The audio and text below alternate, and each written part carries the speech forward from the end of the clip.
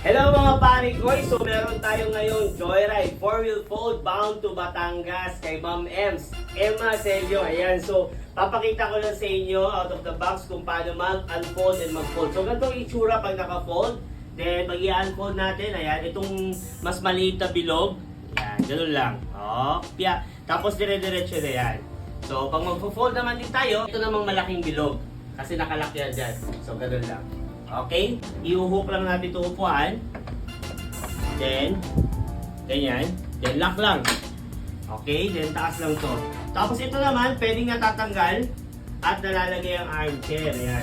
Pag nakalagay naman at uupo kayo, pwede nyo itong itaas. Then, ibalik.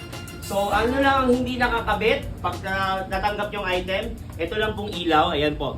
I-hook nyo lang to dito sa handlebar nyo and then i-screw lang po.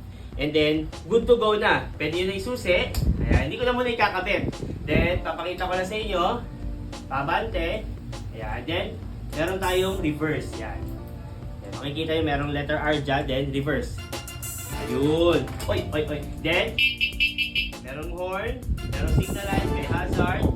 Ayan, may signal light. And then, may headlight. Ayan. So, order na ng Joyride 4-wheel fold sa Vintoys dahil murang-mura lang. Yes!